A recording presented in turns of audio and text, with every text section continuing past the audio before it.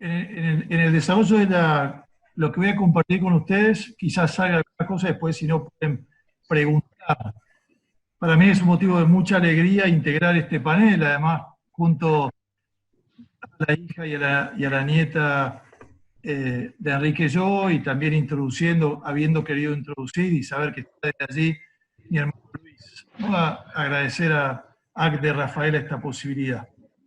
Desde la conferencia episcopal me han confiado la delegación de la causa de los santos, este es el tercer periodo, habiendo hecho un paréntesis, y que la delegación para la causa de los santos tiene como sentido ayudar y promocionar la oración por la santificación del pueblo argentino y la glorificación de sus siervos de Dios. También acompañar a los procesos y todo lo que implica el camino de la beatificación y de la canonización. Gracias a Dios, cuando era obispo de Cruelegio, como bien dijo recién Pep Parra, tuve la gracia de poder acompañar el proceso de beatificación y de canonización del santo cura Brochero, y en el trabajo y en el seguimiento de los milagros y en el estudio y la difusión de la vida pude comprobar que José Gabriel de Rosario Brochero, además de un santo, fue un héroe argentino, ¿no? Un patriota, un hombre que se puso la patria en los hombros en esos tiempos. Y en este caso, como obispo castrense de la Argentina, tuve la gracia de acompañar el proceso de un supuesto milagro que ya está en Roma, atribuido a la intercesión de Enrique Yo, del siervo de Dios Enrique Yo, y pude constatar además, y esto Dios quiera que la Iglesia lo confirme pronto y se pueda, y sin adelantarme a ese juicio de la Iglesia, que además de un santo, Enrique Yo es un genio, es un ciudadano ejemplar. Los santos se adelantan a los tiempos y es, a mi entender, un providencial ejemplo de empresario y de economía social y solidaria para los tiempos de hoy, y creo aún más en este tiempo de pandemia. Su hija y su nieta hablarán mucho mejor que yo porque tienen la experiencia en la sangre y nos compartirán muchas más cosas. Les confieso que me gustaría escuchar directamente a ellas, pero me animo a compartir brevemente algunos pensamientos que puedan suscitar interés para conocer más la vida de esta figura excepcional argentina. Cuando asumí como obispo castrense, que es obispo para las Fuerzas Armadas y las Fuerzas Federales de Seguridad, al terminar mi homilía aquel 30 de junio del 2017, dije que me da mucha alegría y consuelo saber que entre nosotros está presente la vida de Enrique Yo. Él ingresó a la Escuela Naval a los 14 años, dándonos como oficial de Marina un extraordinario testimonio de fe. Vivió su vida preparando la vida eterna, dejando que Dios actúe en él. Por eso pedimos confiados, decía en aquella homilía, por su canonización. Y Dios me regaló la gracia que el 25 de abril del 2019 tomé el juramento a los integrantes del tribunal eclesiástico que examinó el presunto milagro que ya está en Roma. Cuando el Papa Francisco se encontró con la nieta, creo que lo dirá Sarita, me parece, le dijo el Papa: Enrique, gran empresario y un gran hombre de Dios, vas a ver que muy pronto va a ser santo. Y sin duda, para gloria de Dios, esperamos finalmente el juicio de la Iglesia rezando y haciendo rezar por esta intención. Es verdad que la figura de Enrique hoy tiene una fuerza testimonial importantísima como laico, como padre de familia y como empresario, pero pasó por las Fuerzas Armadas y allí dejó ya de sus tiempos juveniles ejemplos admirables y recogió de aquella querida institución valores para su vida. Doy gracias a Dios como obispo castrense y deseo vivamente que el ejemplo de Enrique avive la fe del pueblo que se me ha encomendado. Es muy importante testimoniar su espiritualidad laical y su compromiso con la empresa. Quiero rescatar en el siervo de Dios su profunda humanidad, tan necesaria y urgente para el hoy de nuestra historia. Como empresario se ocupaba y preocupaba de los obreros, que de la forma más amiga y afectuosa, podríamos decir, de sus obreros y de sus familias. El siervo de Dios se solidarizaba con sus hermanos empleados. Dicha solidaridad parte de la certeza de un destino común y del trabajo mancomunado para que la vida sea más humana para todos. En el año 2015, Valentina Alarraqui, para Televisa, entrevistó al Papa Francisco y a él se refirió sobre yo, dice: yo conocí gente rica y estoy llevando adelante acá la causa de beatificación de un empresario rico argentino. Enrique Yo, que era rico, pero era un santo, palabra de Francisco. O sea, una persona puede tener dinero, Dios se lo da para que lo administre bien. Y este hombre lo administraba bien. No con paternalismo, sino haciendo crecer a aquellos que necesitaban de su ayuda. Luego, en el 16, en el Vaticano, en la conferencia internacional organizada por UNIAPAC, la Unión Internacional Cristiana de Dirigentes de Empresas, y por el Consejo Pontificio de Justicia y Paz, bajo el lema "Los líderes de negocios como agentes de inclusión social y económica", señalo,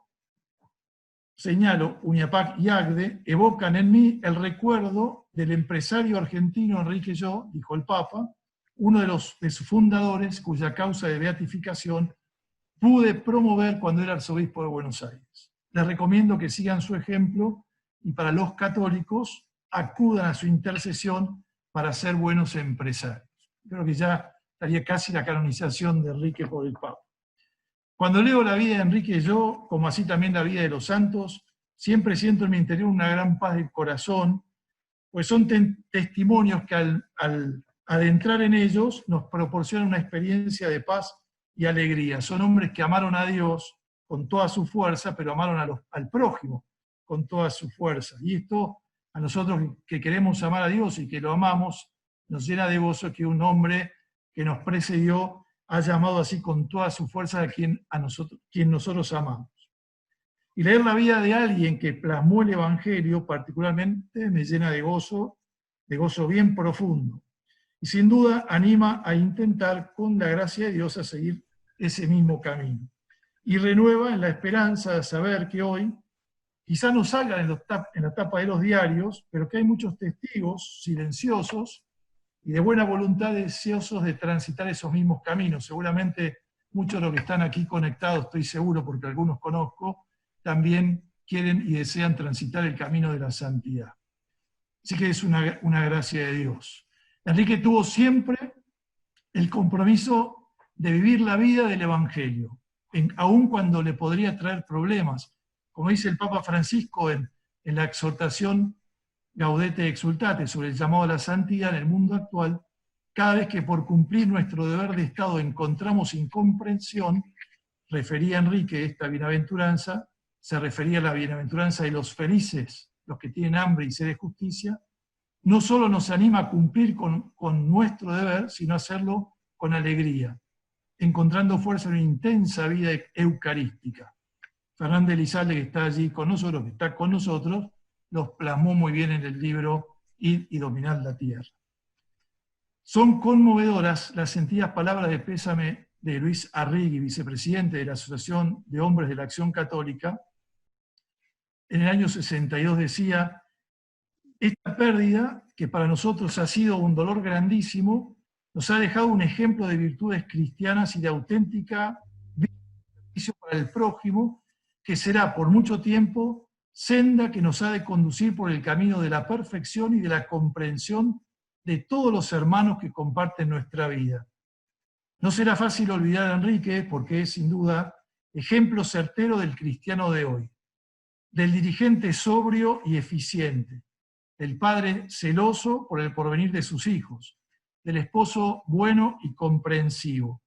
Creemos firmemente que por su santidad de vida, por su caridad ejemplar, por su generosidad sin límites, por su fe vivida y por su confianza nunca desmentida en nuestro Señor y su Santa Madre, el Dios Todopoderoso y Juez benévolo que ha de tener en su gloria y que desde allí ha de seguir velando por sus seres queridos y por sus obras bien amadas.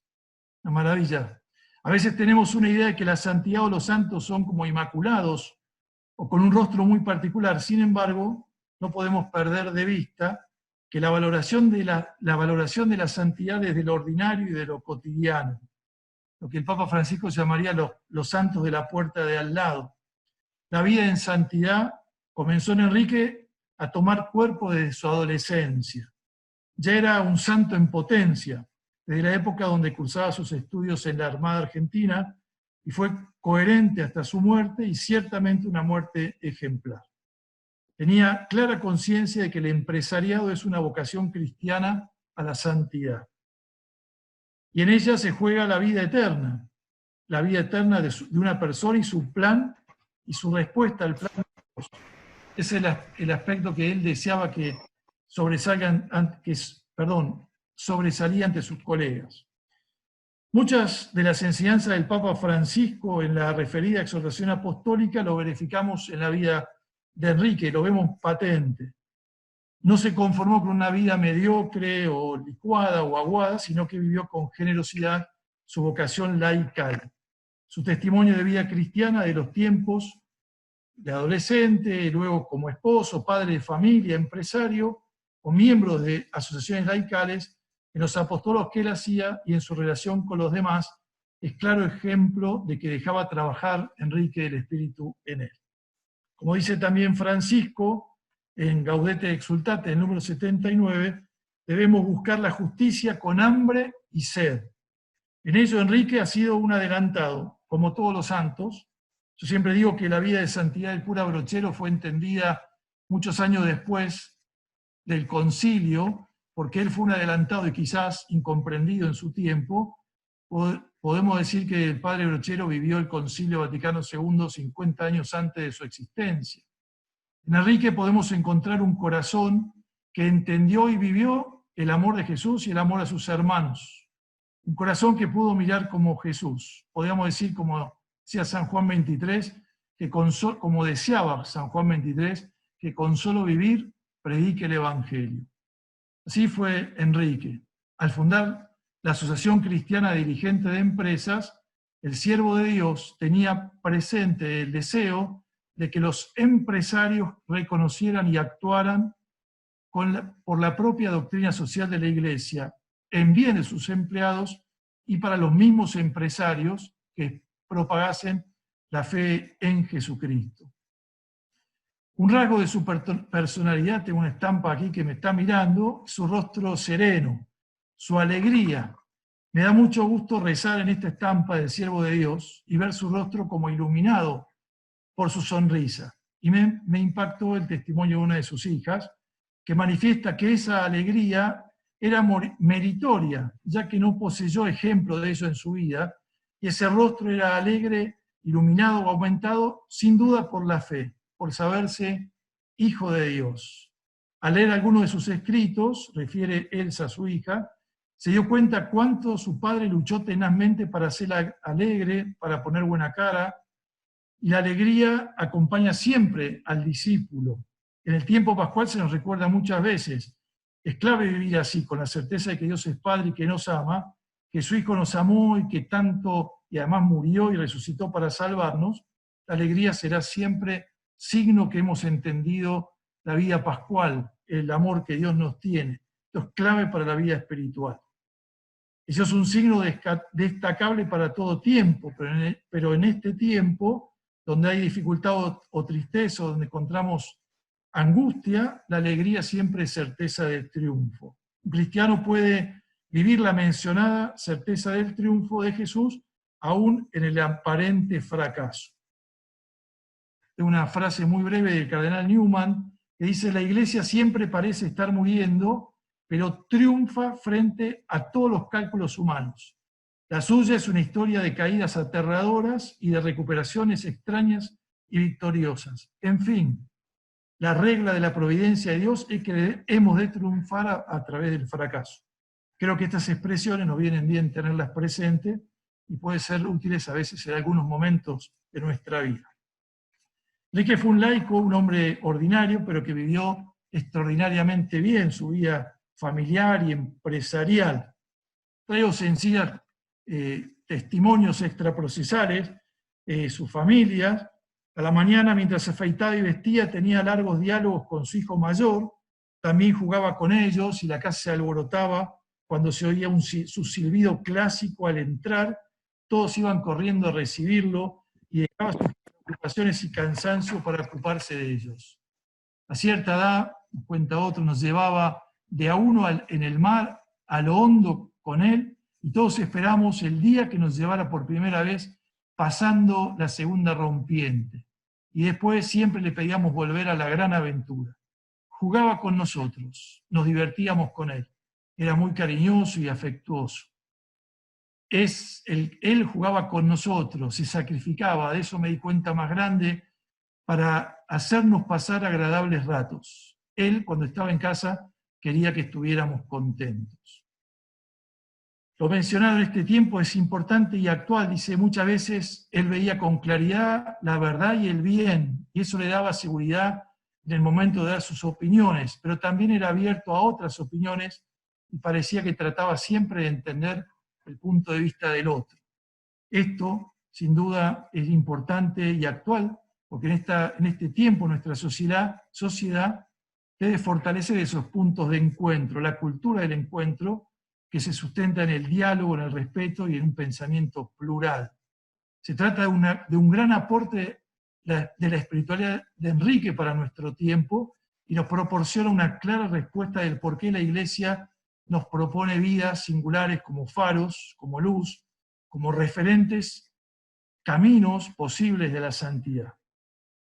Por su parte, otra de sus hijas, Sara, que está aquí, a quien tengo el gozo de oírla y tendremos el gozo de oírla, subrayó que su padre era muy sencillo y espontáneo, que después de su muerte tomó conciencia que sus virtudes eran más que las habituales de un buen cristiano. Agregó que le parece justo señalarlo y destacarlo y manifiesta que es difícil sintetizar las virtudes cristianas que he podido observar en él. Creo que practicaba muchas virtudes más allá de lo ordinario. Hacía extraordinariamente bien lo ordinario.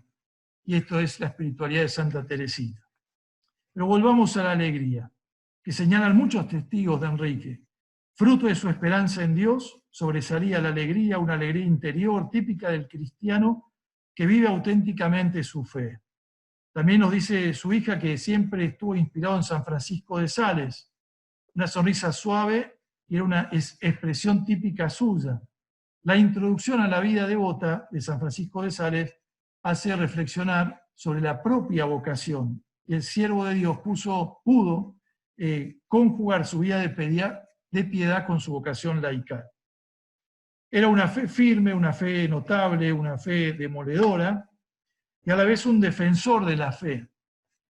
Se habla también de una fe sin altibajos, llegando a vivir totalmente abocado a la práctica de la fe católica, sin obligar a otros a vivir esa misma fe, pero con la misma integridad suya. Estoy absolutamente convencido que para nosotros tenemos que ser testigos de la fe, que lógicamente la vida de Enrique es un claro testimonio para jugarnos así, recordando la carta de Santiago, muéstrame tu fe sin obras, que yo por mis obras te mostraré la fe. Esto pudo manifestarse también en la propia muerte de Enrique. También se resalta que la presencia de Enrique transmitía algo especial y llamaba la atención. Lo que mejor nos pueden decir a nosotros es que nuestra presencia llame la atención como algo de Dios, que hable de Dios. No olvidemos que somos imágenes. ¿Qué planes tenés para mañana? Lo que nos deben ver para mañana? Nuestros sentimientos, dice San Pablo, deben ser sentimientos de Jesús. Por lo tanto, nuestro corazón, nuestra mirada, nuestra comprensión, nuestro perdón, nuestro respeto hacia los otros debe ser extremadamente grandioso, porque así lo hacía Jesús, porque tenemos que amar como Jesús. Y eso lo pudimos ver en Enrique, a este hombre de Dios, con una gran confianza en Dios, y así se relacionaba con los demás. Su espiritualidad, como terminando, se manifestaba siempre cuando participaba en la misa, cuando rezaba el rosario, pero aún en sus tareas laborales. Son muchos testigos, muchos testimonios que se refieren en la empresa sobre la vida de Enrique. Buscaba siempre defender, como dije al principio, a los obreros. Tenía muy claro el sentido social de la empresa, y aquí, en este día 6 de agosto, que recordamos la muerte de San Pablo VI, una frase que decía San Pablo VI: la Eucaristía nos mueve al amor social. Enrique la tenía bien clara. Tenía muy clara que la Eucaristía ayudaba a los demás. La Eucaristía permeó la vida de Enrique y se plasmó en líneas formativas para los dirigentes de empresa. Vivía y enseñaba que el empresario tenía un deber propio de perfeccionamiento que se realizaba en el darle a los demás. Un deber de servicio abierto a las necesidades de los otros, a semejanza de Jesús Eucaristía. La empresa debe ser analógicamente sacramentalizable, refería a la promoción humana, de dignificación humana personal. La Eucaristía nos hace hermanos, manifiesta en un texto escrito en la Eucaristía y la vida empresaria. Sabiendo superar las barreras artificiales, individuales y colectivas que superan al dirigente de empresa y el personal con la devoción eucarística, porque Cristo, por la comunión, nos une, fusionándonos misteriosamente en nosotros. Entendemos por qué en su libro de cabecera y el libro que leyó y que leerá en su vida Enrique fueron los evangelios. Esa palabra de Dios que intentaba hacer la vida, esa lectura y a la vez oración de los evangelios que los ponía en práctica. Cardenal Mejía resalta la adhesión constante de Enrique al magisterio de la Iglesia y de la doctrina social y su misión en Agde, que fue en buena parte obra suya. Carlos Custer, que también está entre nosotros, reconocido dirigente sindical, que fue, entre otras actividades, miembro del Consejo Pontificio Justicia y Paz, ex embajador ante la Santa Sede, refirió: Enrique Yo fue también un ferviente defensor del diálogo social. Propuso y concretó los contactos y reuniones con representantes y dirigentes sindicales. Otro testigo nos ilustra: consideraba la función social de la empresa, es decir, conciliar armónicamente la promoción humana del personal y el mayor éxito empresarial. El cardenal Puig, en el 2000, pronunció una conferencia en Agde sobre el trabajo que realizó estudiando el conjunto de escritos del Siervo de Dios, inéditos y publicados, y finalizó con esta frase: es una pregunta que hago al aire a mano alzada, como quien dice, ¿por qué nos inclinamos sobre sus escritos y sobre sus fuentes? ¿Por qué se torna inspirador su pensamiento y ejemplar su vida, edificante el testimonio de su fe hasta el final? ¿Acaso porque creemos que estamos ante una persona cuya existencia condice plenamente con lo que la Iglesia considera de santidad canonizable? Cada uno puede responder, leyendo su vida: yo no tengo dudas. Porque Enrique siempre cumplió con la justicia social, con sus empleados, con los obreros, aplicando la doctrina social de la Iglesia. Los testigos recuerdan también que en Rigolo hubo problemas económicos y daba trabajos alternativos a los obreros, como pintar, limpiar, para no despedirlos. Relata Máximo Bunge: Enrique hizo muchas cosas para evitar despidos. Por ejemplo, había en Rigoló una sección de carpintería. Ellos se dedicaban a hacer los cajones para las botellas y palet. Eran de la planta permanente de la empresa. Él llegó a determinar que era antieconómico tenerla en la estructura propia y que había de hacer algo para que fuera un costo menor.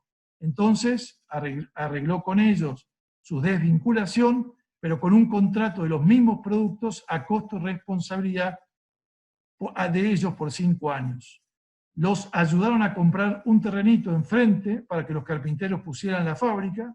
Ambas partes les fue bien. El que estaba a cargo de la carpintería, al pasar a ser empresario, le fue muy bien, y Rigoló bajó sus costos, que recibió los mismos cajones y todos quedaron contentos. Eso es ser buen empresario, humano y creativo. También hizo lo mismo con la sección moldería, y etcétera, ¿no? Enrique vivió lo que la Iglesia muchos años después va a decir la creatividad de la caridad. Esta iniciativa es significativa, ayudando al personal de Cristalería Rigoló con ayuda por necesidades ordinarias y aún con préstamos, organizados como caja de empleados.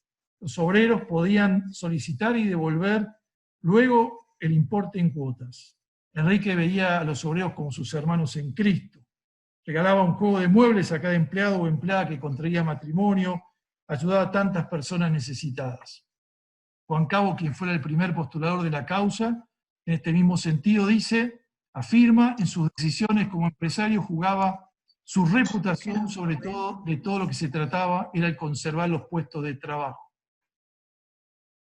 En esta ocasión de tener que despedir a centenares de obreros por caída del consumo, convirtió el despido en un proyecto de inversión en tareas de mantenimiento, modernización de las instalaciones, mejoramiento, perfección del activo físico de la fábrica, gastos que sin embargo eran posibles capitalizar a efecto del balance anual.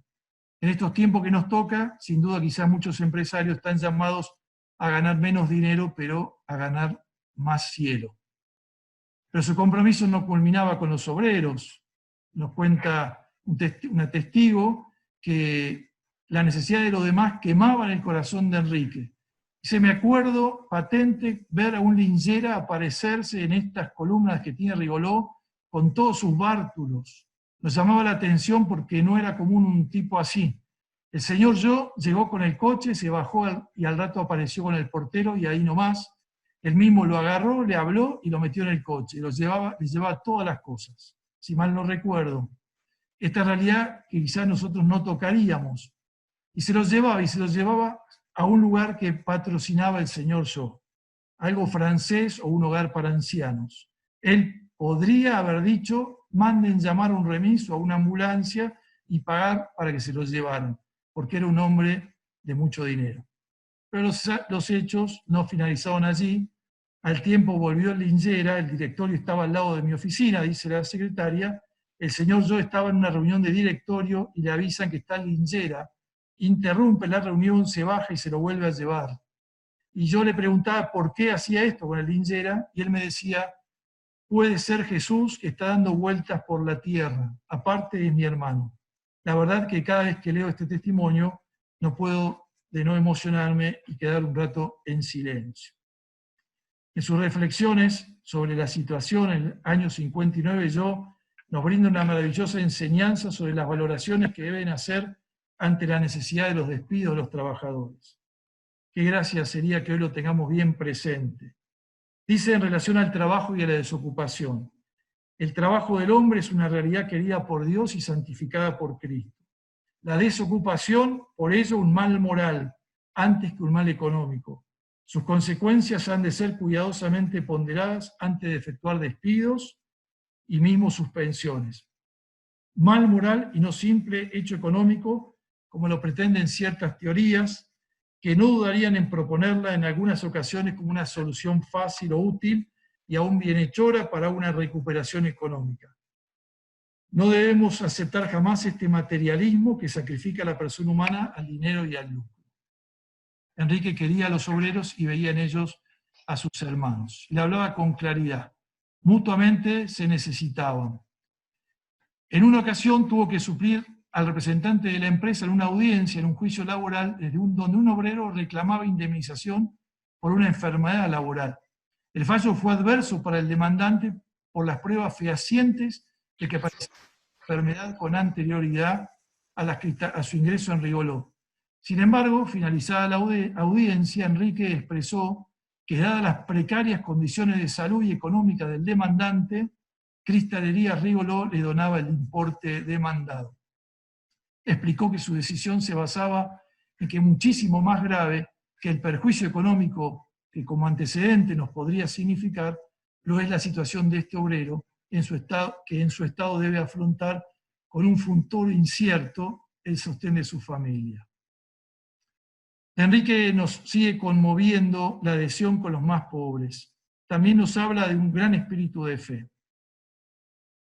Enrique tuvo como modelo, nos cuentan, que en una de sus manos no sabía lo que hacía la otra. Se comportó como un entre iguales, no hizo alarde. Podemos decir que en él se puede observar la encarnación verdadera del Evangelio. Entendió que lo verdaderamente importante es lo que Dios mira y lo que Dios conoce, no lo que es conocido por los hombres. Una de sus hijas dice, él no quería que su mano derecha supiera lo que hacía la izquierda. Al dar limosna en la iglesia, una vez noté que él ponía en un billete, era un billete grande, envuelto en uno de menor valor. Su paso por la Armada, al que ya hemos hecho referencia, es otro ejemplo de ejercicio de las virtudes cristianas. Su experiencia en la Escuela Naval nos ha dejado un comportamiento verdaderamente prudente, como dicen los testigos, estando acostumbrado a la cadena de mandos, así que lo tuvo presente luego en su vida posterior y puso el comandante en jefe a Dios y a la Virgen. En el último encuentro de ACDE, el pasado 7 de julio, el señor presidente de la Nación, doctor Alberto Fernández, en su alocución al cierre, recordó al siervo de Dios y dijo, deben aprovechar la enseñanza que dejó y que dio vida a la institución. Es la de hacer un capitalismo que integre a la sociedad, no que la divida. Un capitalismo que distribuya mejor el ingreso entre los que invierten, arriesgan y ganan. Y deben ganar y los que trabajan y ponen su esfuerzo cotidianamente. Por todo lo aquí compartido, tengo que hacer propio el común sentir de muchas personas que han conocido al siervo de Dios, o personalmente, o lo han descubierto a través de sus obras. Me refiero al anhelo sincero para que la Iglesia lo proponga como modelo de santidad. La figura de yo es reconocida por muchos. Hace muy poco en La Nación también hemos leído de Sergio Bernstein, La Argentina y el capitalismo.